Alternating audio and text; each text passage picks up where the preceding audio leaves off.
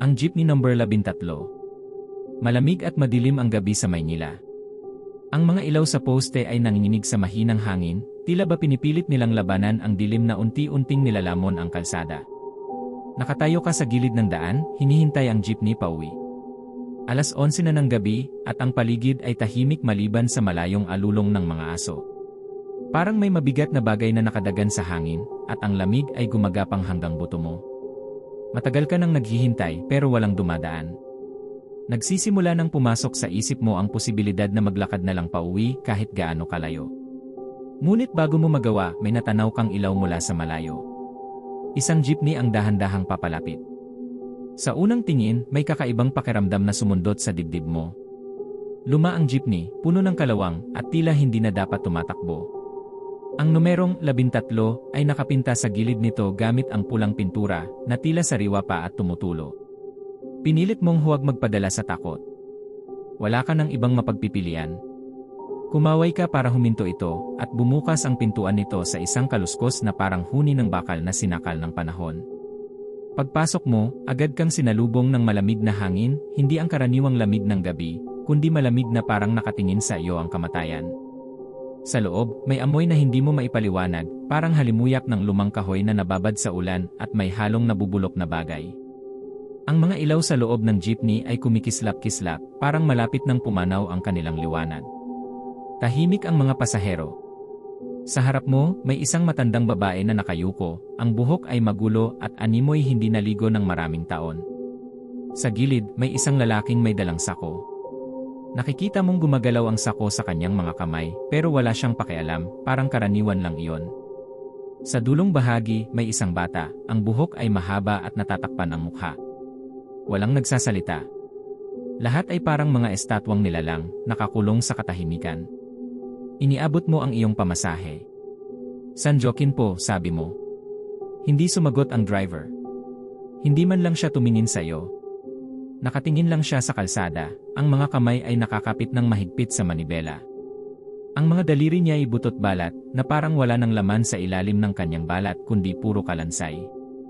Hindi mo mapigilang tanungin ang sarili mo kung dapat kang bumaba, pero bago mo magawa, bumilis ang jeepney. Habang tumatakbo, napansin mong hindi na ito dumadaan sa karaniwang ruta. Ang mga daan na dati pamilyar ay napalitan ng makikitid na kalsada na tila ba hindi pa nasasakyan ng sinuman. Ang paligid ay napapalibutan ng nagtatayugang mga puno, ang mga sanga ay parang mga daliring pilit na inaabot ka. Sa bawat metro ng biyahe, ang dilim ay lalo pang lumalalim, nilulunod ang liwanag mula sa ilaw ng jeepney. Para po, bulong mo, ngunit tila hindi ka naririnig ng driver. Napansin mo na ang mga pasahero ay dahan-dahang tumitingin sa iyo.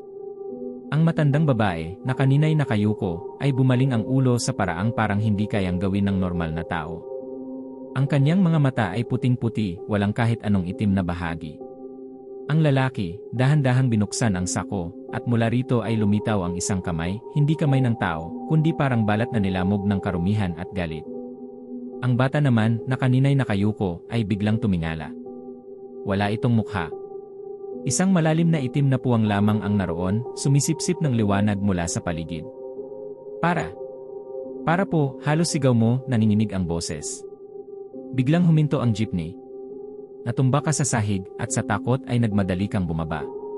Sa labas, ang kalsada ay hindi na pamilyar. Wala nang mga bahay, wala nang tao. Ang tanging naroon ay makapal na ulap na gumagapang sa lupa at mga punong tila nakayuko sa direksyong pinuntahan mo. Tumakbo ka, hindi mo alam kung saan pupunta. Habang tumatakbo, naririnig mo sa likod mo ang tunog ng makina ng jeepney. Mabagal ito, pero sunod-sunod, parang isang halimaw na inaabangan ang iyong pagbagsak. Napaiyak ka na lang sa takot, ngunit bigla mong naalala ang alamat ng jeepney #13.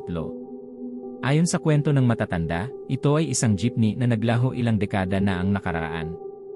Ang driver nito, kilalang sakim at walang awa, ay nagpasya umanong dumaan sa isang kagubatan para shortcut-an ang biyahe. Sa kagubatang iyon, nakarinig siya ng mga bulong mula sa mga anino, humihiling ng sakay. Sa halip na tumulong, tinawanan niya ang mga tinig at sinabing, wala akong oras sa mga patay. Kinabukasan, natagpuan ang jeepney na yon sa gitna ng kagubatan, puno ng kalawang at wala ng laman kundi ang nabubulok na katawan ng driver. Simula noon, pinaniniwalaang ang jeepney #13 ay muling bumalik, hindi para maghatid ng pasahero, kundi upang kumuha ng kaluluwa para sa walang hanggang biyahe nito. Sa wakas, may isa pang jeepney na dumaan. Wala ka nang nagawa kundi sumakay, pagod at takot. Ang mga pasahero ay tila normal, mga estudyante, manggagawa, at isang ina na may dalang bata. Tahimik kang naupo sa dulo, patuloy na nanginginig. San Joaquin po, sabi mo ulit. Nang tumingin ka sa rearview mirror, nakita mo ang mga mata ng driver, pulang-pula, at ang kanyang ngiti ay unti-unting lumapad. Ang mga pasahero sa paligid mo ay hindi na gumagalaw. Sa kaliwa mo, naroon ang matandang babae. Sa kanan, ang lalaking may sako. At sa harapan mo, ang bata na muling tumingala. Kanina ka pa namin hinihintay, sabi ng driver, habang naririnig mo ang pag-lock ng mga pinto. Hindi ka na makakatakas. Tuwing hating gabi, may ulat tungkol sa isang jeepney na pumapasada sa Maynila, jeepney #13. At sa tuwing may sasakay dito, laging may isang bagong pasahero sa dulo, nakayuko, hindi na gumagalaw.